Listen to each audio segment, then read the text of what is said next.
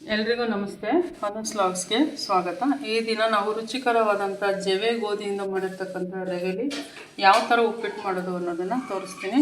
ತುಂಬ ಪ್ರೋಟೀನ್ ಇರುತ್ತೆ, ತುಂಬ ಚೆನ್ನಾಗಿದೆ, ರುಚಿಕರವಾಗಿದೆ. ಶುಗರ್ ಇರೋರು ಸಹ ಈ ಗೋಧಿ ನುಚ್ಚಿನ ಉಪ್ಪಿಟ್ಟನ್ನು ತಿನ್ಬೋದು. ತುಂಬ ಚೆನ್ನಾಗಿದೆ, ಮಾಡೋದನ್ನು ಹೇಳ್ಕೊಡ್ತೀನಿ. ಇದನ್ನು ಆಲ್ರೆಡಿ ನಾನು ಇಟ್ಕೊಂಡಿದ್ದೀನಿ.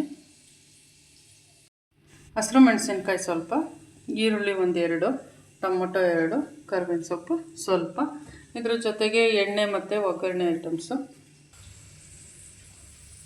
ಎಣ್ಣೆ ಬಿಸಿ ಆಯಿತು. ಈಗ ಅದಕ್ಕೆ ಸ್ವಲ್ಪ ಸಾಸಿವೆ, ಸ್ವಲ್ಪ ಜೀರಿಗೆ,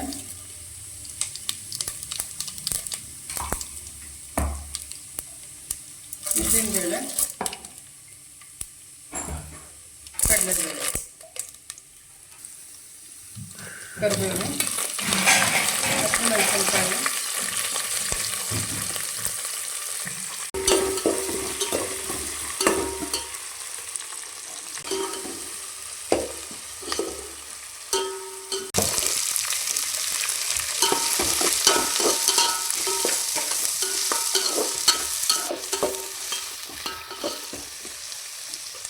ಟೊಮೊಟೊ.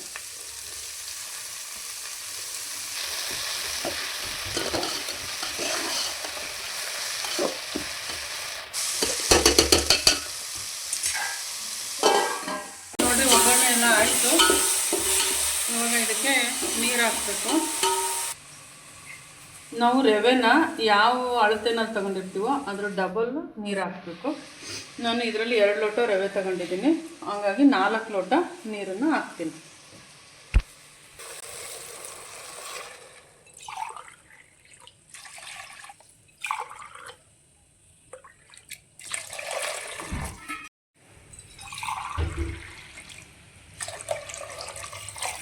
ಚೆನ್ನಾಗಿ ಬಾಯ್ಲ್ ಆಗಲಿ. ಈಗಲೇ ಉಪ್ಪು ಹಾಕೋಣ. ಉಪ್ಪನ್ನು ಅಷ್ಟೇ, 1 ಲೋಟ ರವೆಗೆ 1 ಸ್ಪೂನ್ ಉಪ್ಪು ಸಾಕು, 2 ಸ್ಪೂನು.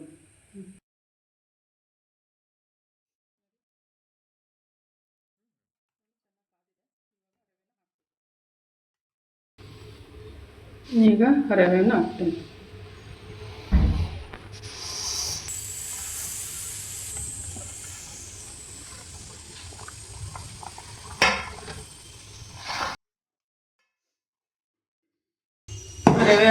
ರವೆ ಹಾಕಿದ ಮೇಲೆ ಹಿಂಗೆ ಚೆನ್ನಾಗಿ 1-2 ಸಲ ಮಿಕ್ಸ್ ಮಾಡಿ ಪ್ಲೇಟ್ ಮುಚ್ಚಿದ್ರೆ ಸಾಕು. ಒಂದು 10 ನಿಮಿಷಕ್ಕೆ ಉಪ್ಪಿಟ್ಟು ರೆಡಿಯಾಗುತ್ತೆ. ಉಪ್ಪಿಟ್ಟು ರೆಡಿಯಾಗಿದೆ.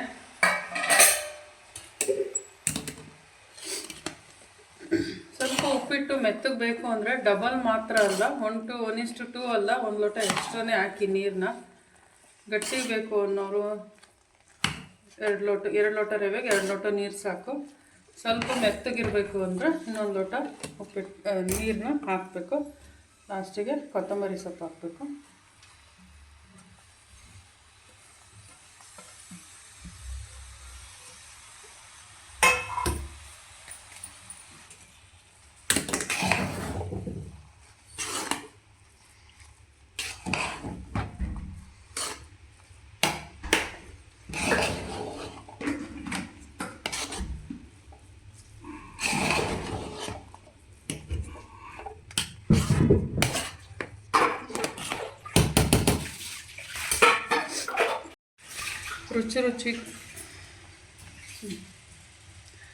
ರುಚಿಕರವಾಗಿರ್ತಕ್ಕಂಥ ಜವೆ ಗೋಧಿಯಿಂದ ಮಾಡಿರ್ತಕ್ಕಂಥ ರವೆ ಉಪ್ಪಿಟ್ಟು ರೆಡಿಯಾಗಿದೆ. ಈ ಒಂದು ವಿಡಿಯೋ ನಿಮಗೆ ಇಷ್ಟವಾಗಿದ್ದರೆ ಲೈಕ್ ಮಾಡಿ, ಶೇರ್ ಮಾಡಿ, ಹಾಗೆ ಕಾಮೆಂಟ್ ಮಾಡಿ. ಅದೇ ಥರ ಕೆಳಗೆ ಕಾಣ್ತಕ್ಕಂಥ ನಂಬರ್ಗೆ ನಿಮ್ಗೆ ಈ ಒಂದು ಜವೆ ಗೋಧಿಯ ರವೆ ಬೇಕು ಅಂದರೆ ಕಾಲ್ ಮಾಡಿ.